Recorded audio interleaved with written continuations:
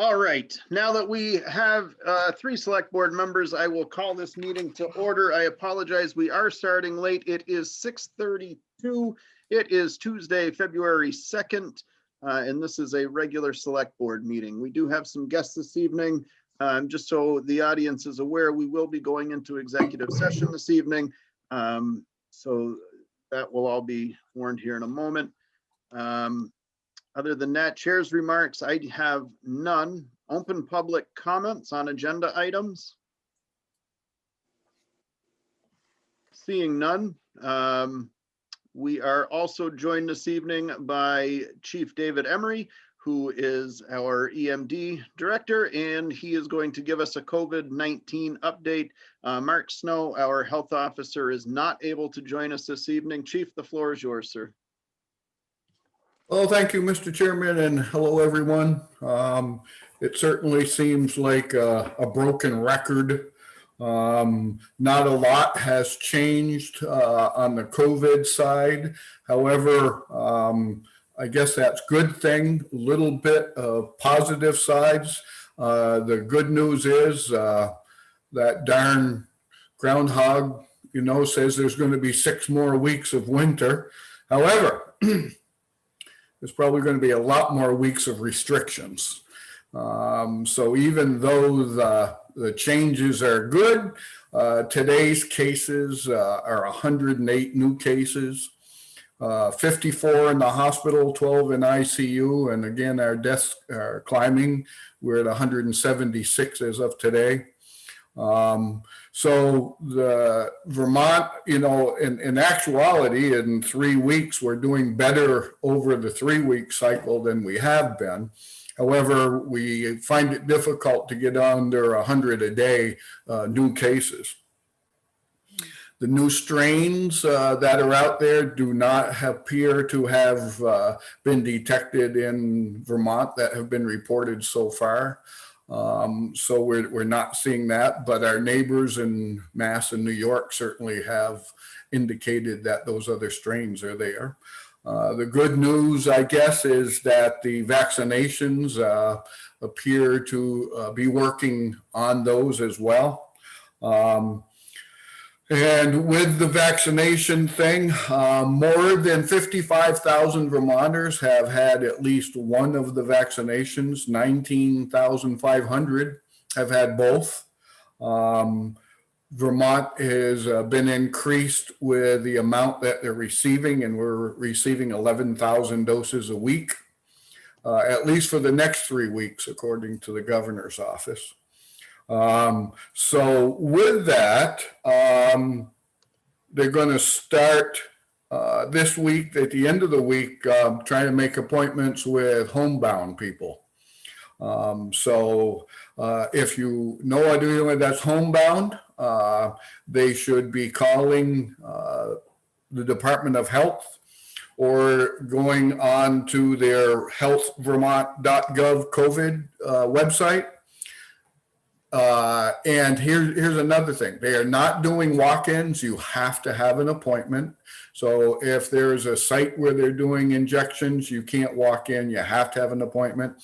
And they are not making a list. I know that the news had said, and sometimes when people don't show up, once they crack the vial, they need to use it all within so many days or so many hours.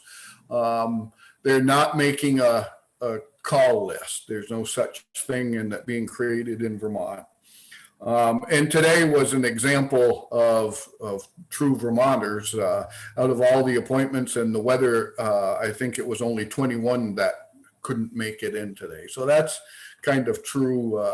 So it's really important, if you make an appointment, I can't stress enough, if you make an appointment, please show up. Because that vaccine has to be used. They're still in the 75 plus age group, anticipating to be there for another week or so, and then it'll drop down to the 65 plus age group and keep moving on down as they are successful in getting it out there. So as you all know, and you know this by heart, you know, the word is wash your hands, social distancing, and wear a mask. This is not the time. We're too close to seeing some more light to let the guard down. I know schools are going back into session. And it's a calculated risk that the experts have decided that this is going to work. But it's not for the rest of us to assume everything's okay, because it's not. It's not. So that's all that I have, and I'll entertain any questions, Mr. Chairman, or anything else. Any questions from Jean or Michael? All set. All right, any questions from the audience? Seeing none, Chief, I appreciate you as always. Thanks for joining us. Have Thank a nice you. evening. Thank you very much.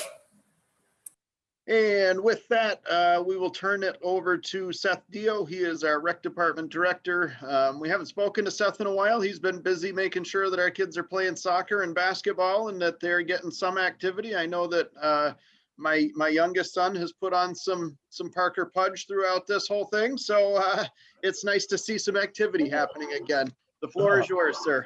I'd say he's not the only one. I'm guilty of the same. But yeah, I will say that as we've been able to get back in and do some basketball in the last couple of weeks, that has been extremely refreshing. Both Ian and I have said, you know, it kind of feels like we're doing the normal thing right now. I mean, practices don't look normal, but we're still talking about basketball, and we're talking about what we can do to kind of help the kids become better ball players and that type of thing. So in that respect, that's our normal now for right now. Our basketball program that we are running is a great deal of guidelines, as you might imagine, and reasonably so. But we started out with grades 2 through 6, and not all at the same time, but you know, grades 2 through 6. The guidelines, in our mind, the initial guidelines made it very challenging to consider doing a kindergarten and first grade program. So we started out with grades 2 through 6. Since then, the guidelines have been adjusted a little bit, and we are currently registering for a kindergarten and first grade levels. So we're gonna give that a go. Essentially, you're doing your best to maintain social distancing. We're not playing, you know, scrimmages or games with other towns. The guidelines allow for us to run a program with the quote sending area of the school. So essentially, Vernon's, you know, those who are eligible to attend Vernon's school only. Guidelines allow for incidental contact, though they recommend that you prioritize non-contact and limit any face-to-face intense action that you can possibly limit, which, you know, masks obviously are worn, but we've really had to look at things in a different way in order to provide some enjoyment still for the kids, while also learning. A lot of it is individual based skill work. And while Ian and I both have been doing this for, you know, quite a long time now, we've really enjoyed actually looking at it in a little bit different way. We absolutely miss and feel for the kids that they're not getting an opportunity to play games, because ultimately that's what they love to do. But from a coaching standpoint, it's kind of been enjoyable to kind of look at things from just a different perspective, something that we, after doing it for so many different years, you know, we're doing, and we've actually seen some really marked improvement in the kids in just a few short weeks. They're doing such individual skill work that sometimes I think that when you have a larger group, you know, you don't have as much time to spend with them. So it's been that from that aspect, it's been pretty cool to see them making gains and to enjoy themselves. That'll run 6 weeks. And then we'll, you know, the basketball season will wrap up towards the end of February, early March. Preschool currently has 15 students, and we have a couple more scheduled to come in the next few weeks. So that's something that they're doing a great job of working through the guidelines there and having the kids still enjoy themselves and learn.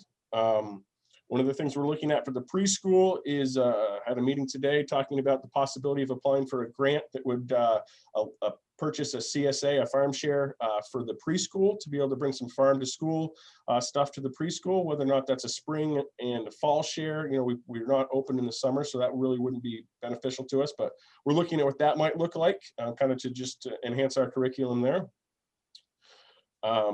We have successfully applied for and received $28,771.56 from state revenue or incurred expense grants for the preschool.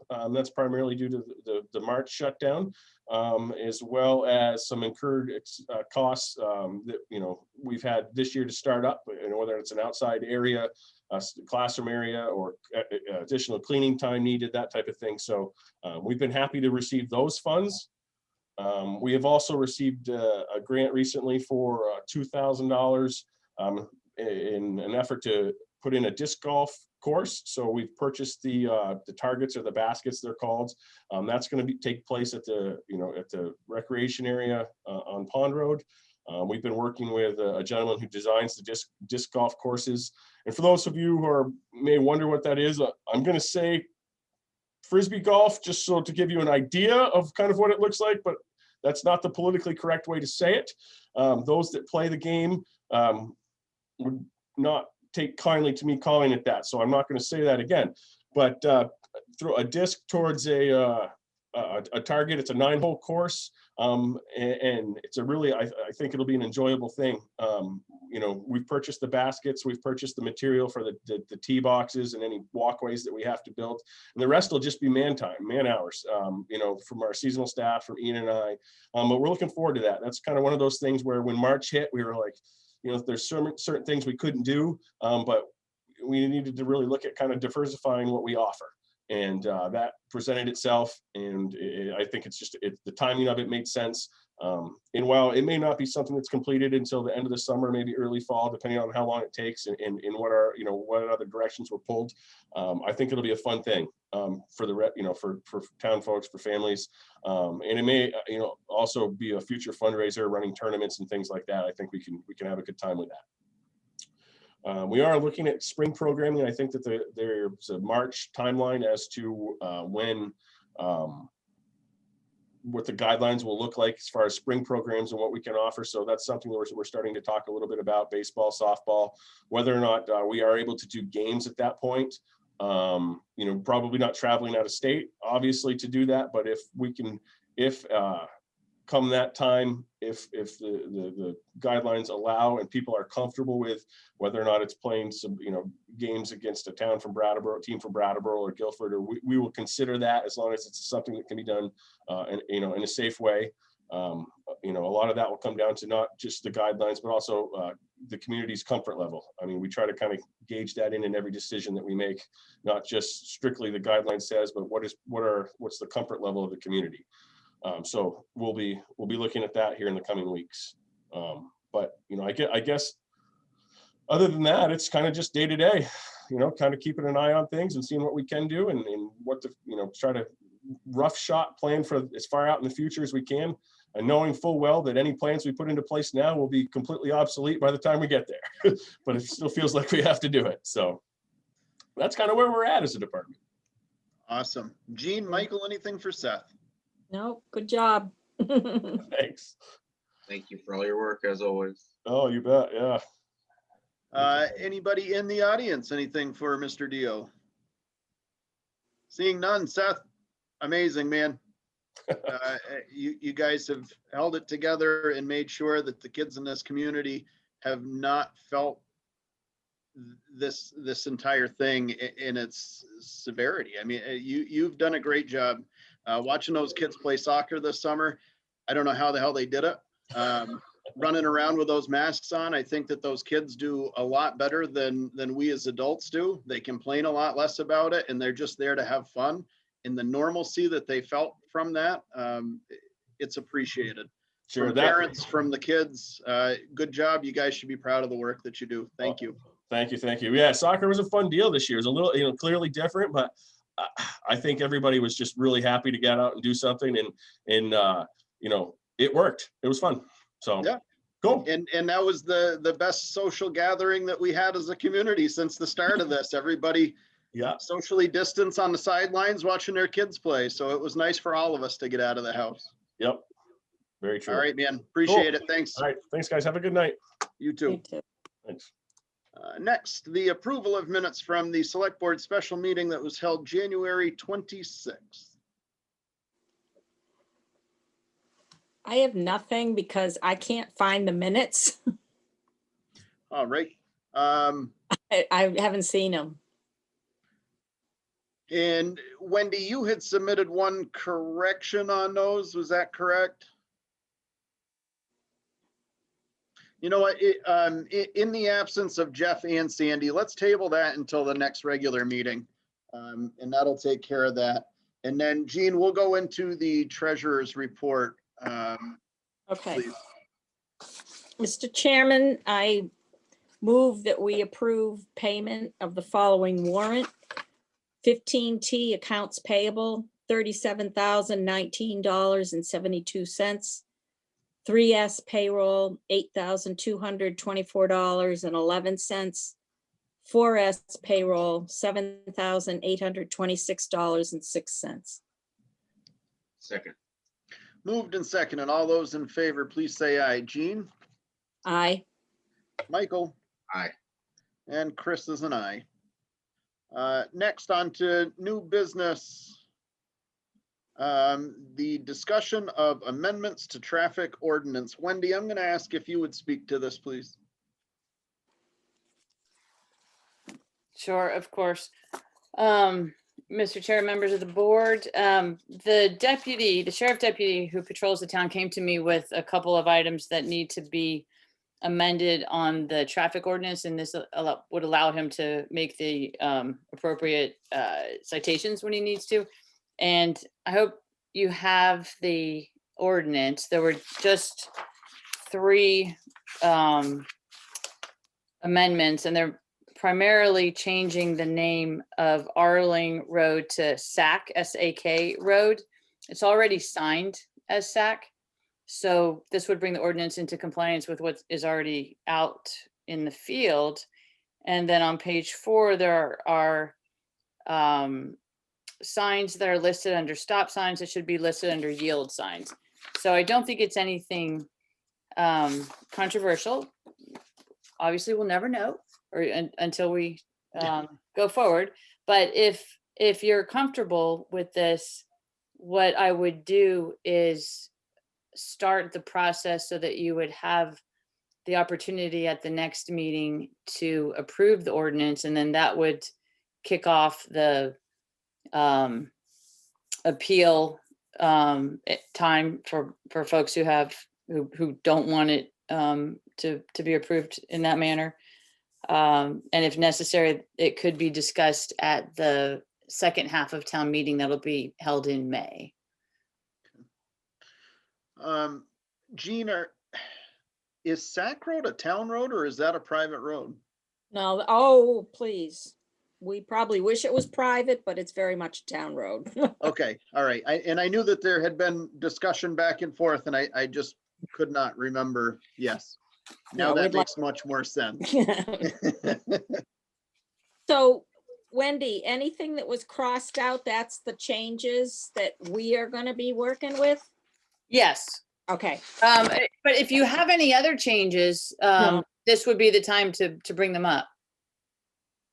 No. Have you spoken with David Walker about this? And is there any issues on his end if you have? I spoke with him a while ago, but I don't know if he has this most recent one. I'll make sure he gets it. Yeah, there's no action that's suggested or required tonight. This is informational at this point. Right. Is there any discussions, issues, concerns with the proposed changes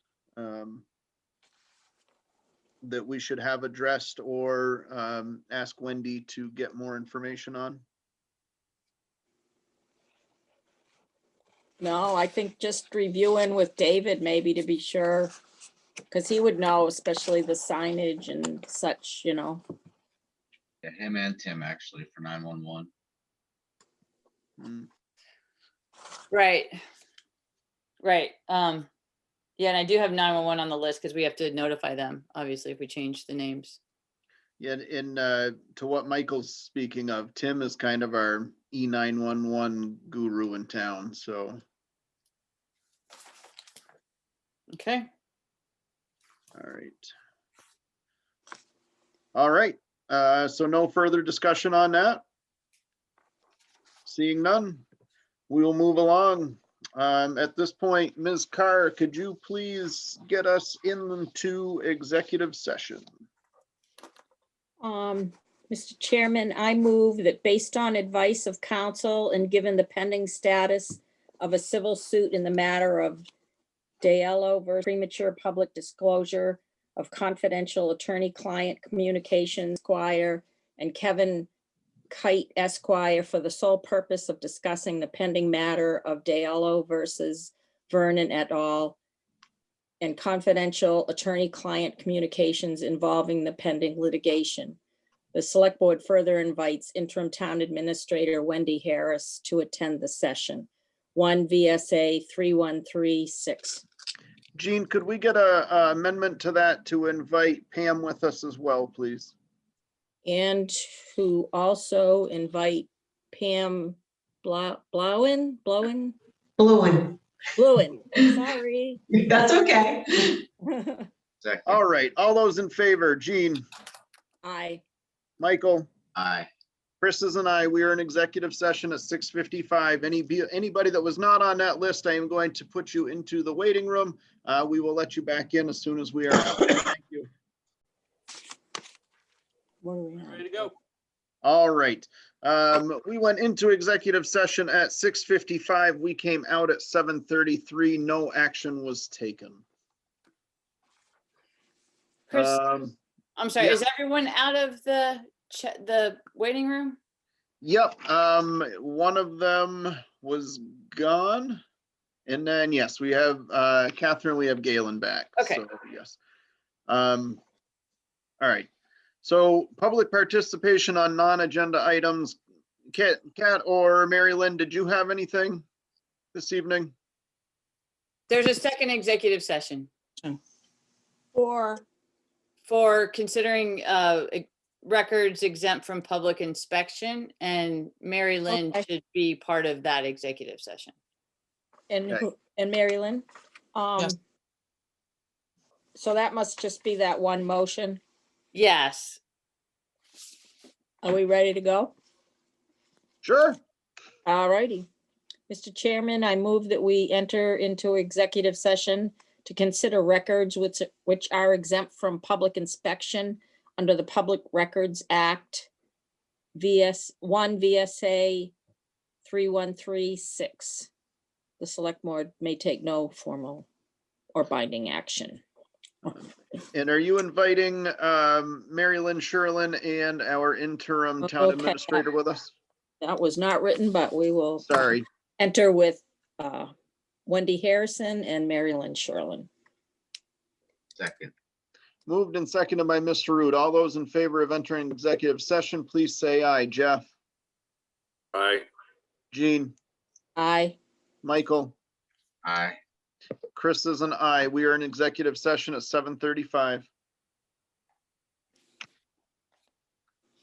So I think Galen is the only one. I can send him to the, Yeah, I just gotta make sure he stops. Ready, sir. Oh, there you are.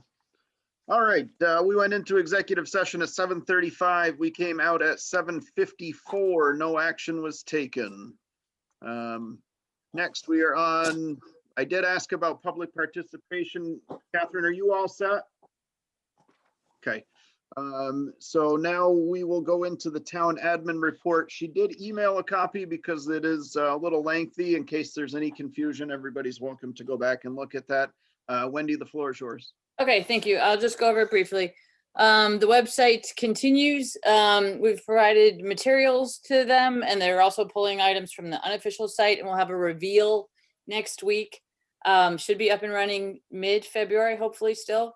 And we're not going to pursue the online payment option until after the site is up and running. You all should have received the warning in the mail for the first half of town meeting, the election part. That was mailed last Friday. There will be a second warning for the second part of town meeting. And this is obviously all new territory because of COVID. Town report, it's chugging along. The deadline, because it doesn't include the warning, is essentially the school district information meeting. So we will have the printed copy by the time of those meetings. The town budget won't be adopted until the second of the two town meetings. There was not an application, there was a registration for a solar array at 797 Pond Road that came through the office. And I just wanted you to be aware of that for sites that have this level of program. It's a 15 for sites that are less than 15 kilowatts, which are called a category 1.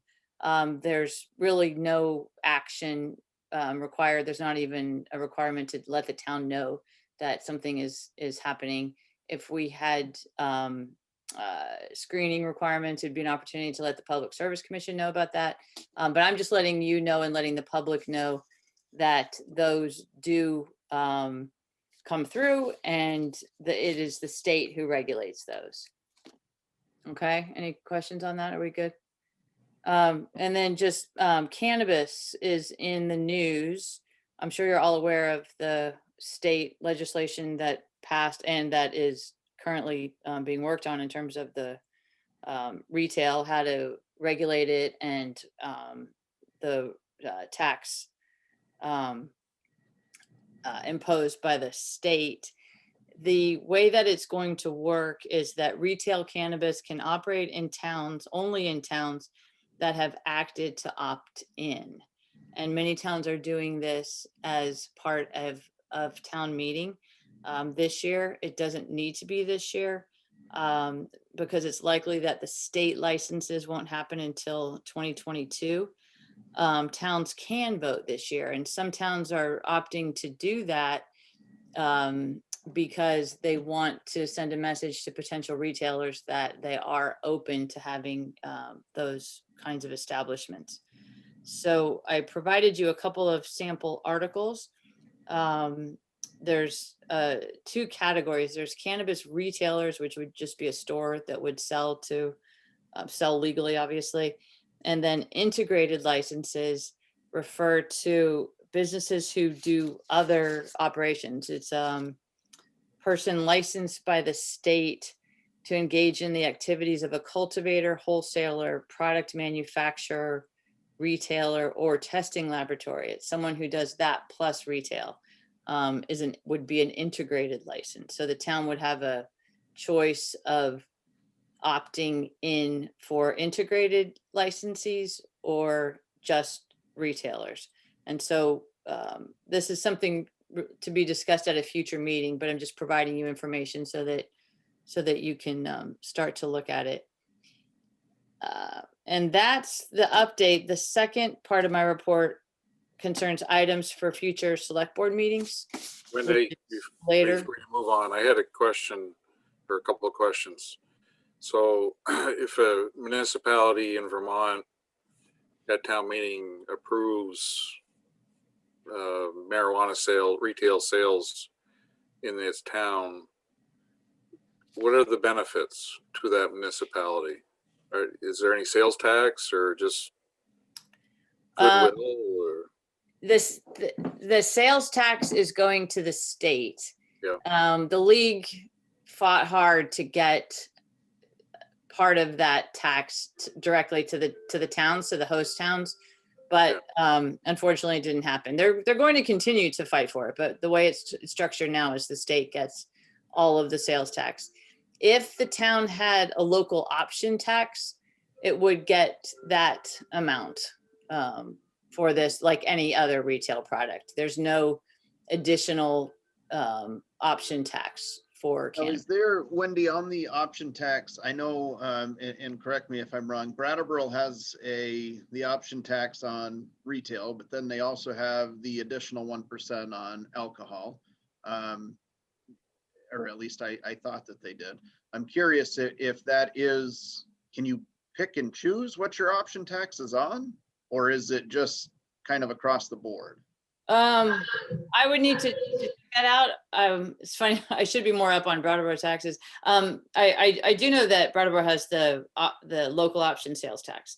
And just as an aside, you should be aware that state revenues and town revenues have been impacted this year very positively because the sales tax includes online purchases.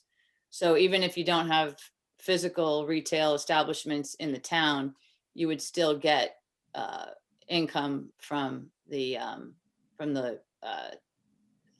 online sales. I'll find out about the different options for the option tax. One last question.